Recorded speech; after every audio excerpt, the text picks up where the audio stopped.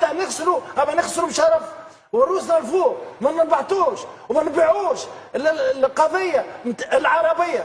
هما باعوا كل شيء باش يوصلوا للمستوى هذاك، نحن ما بعناش. احنا رانا عندنا اولويه الكرامه، هذا اولا. الحاجه الثانيه كان حبينا نوصلوا بين قوسين اللي وصلوا من غير ما نعطي عليه، ما نحدد معناها نقيمه. رانا عملنا سياسه الانبطاح والاستسلام لغيرنا، لكن فما نقطه برشا اللي احنا زاد قاعدين نروجوا لها احنا بنفسنا، نحكيوا على ثوره وعلى استراتيجيه. معناها يقول لك وهم، لانه ما فماش حتى استراتيجيه غير البنيه التحتيه. صحيح فما تحسن في البنيه التحتيه المغربيه، لكن من ناحيه كره القدم وكان هم عندهم استراتيجيه وصلوا للنتيجه، راهم ما يجيبوش في اللاعبين من اوروبا ومن المزدوجين الجنسيه كما نسميهم، ولا يشريهم فيهم حتى بالفلوس. حتى على المستوى الايديسات والليفان قام الكل. ما نستناوش في دروس من حتى حد.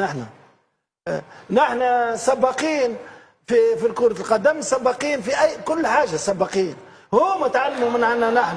قد ما لعبت كوره مع المغرب ما نثبتش نهار خسرت مع المغرب انا برا والداخل. في نهار 2001 يا اخوي حتى في الصغار وبعضنا ونعرفوا ونحبوا بعضنا وننقدوا بعضنا ونختلفوا مع بعضنا. السيد هذايا اكد لك صاحبي، المغاربه ما همش موافقين على اللي قالوا بتاتا.